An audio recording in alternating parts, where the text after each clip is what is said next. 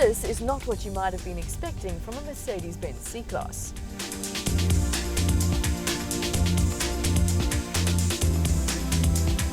You're more likely to have been expecting something like this.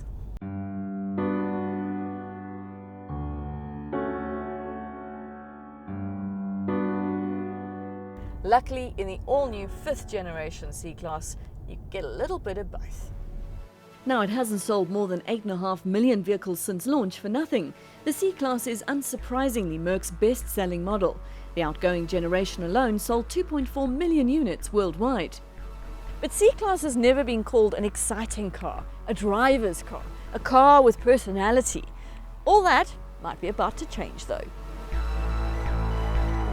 There's no question where the inspiration for the new C's styling has come from. Those rear lights are a dead giveaway to its Big Daddy S-Class, and the front too carries family genes, looking very similar to the CLA.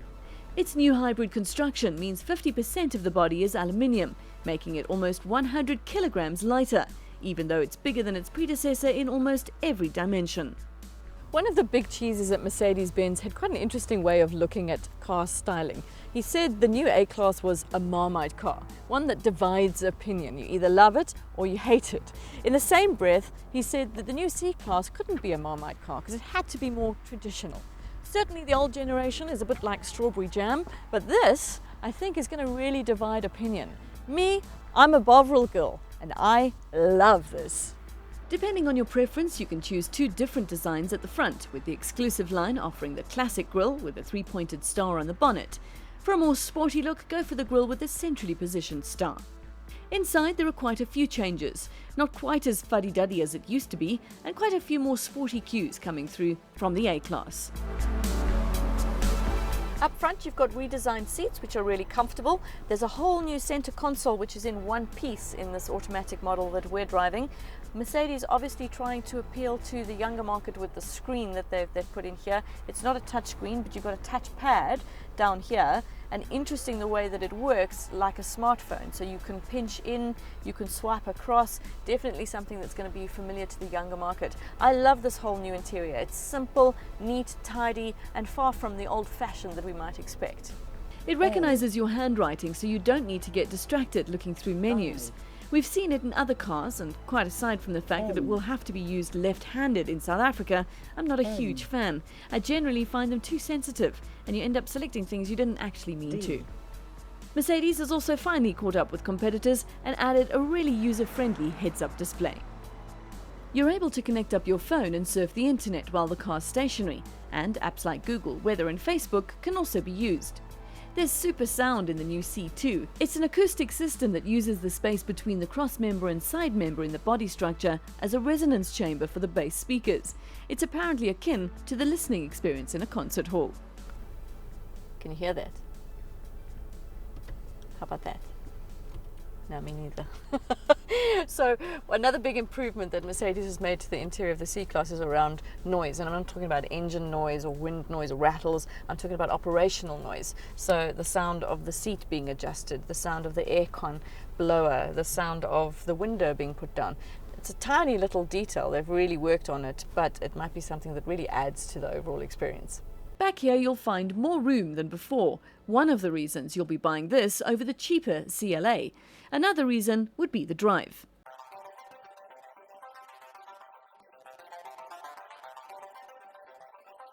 Unlike the all-wheel drive CLA, this is still driven by the rear wheels. Importantly, the ride is where they've made one of the biggest changes to this car. Why? Well, because it's got an all-new suspension.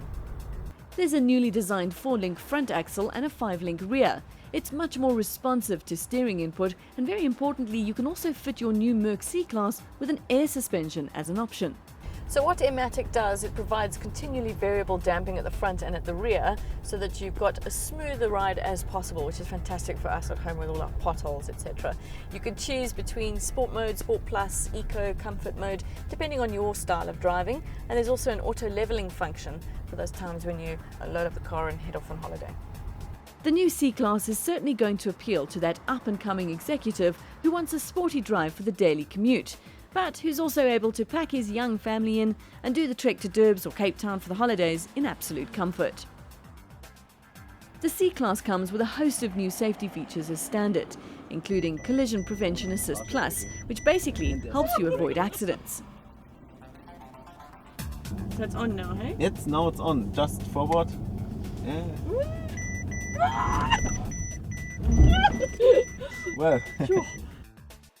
A number of other systems have been brought in from the S-Class and are available as options on the C.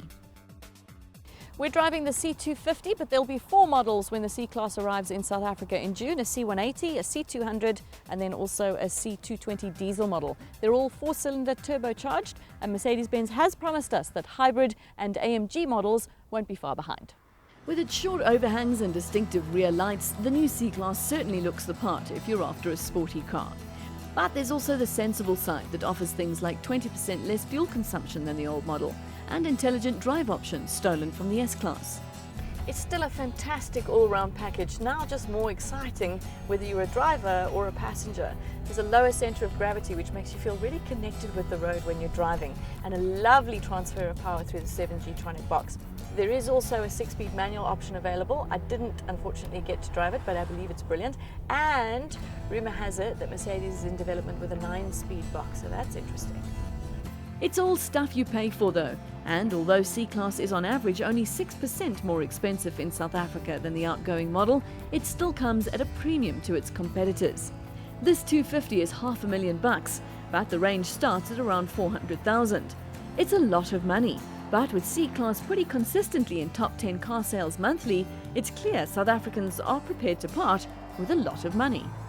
The new generation C-Class is the perfect blend of all the safety and technology that arrived with the S-Class and all the excitement in the drive and the styling that arrived in the A-Class. It is the epitome of a new generation Mercedes-Benz that's got wider appeal to a more youthful market. I think this is really going to take the fight to the 3 Series.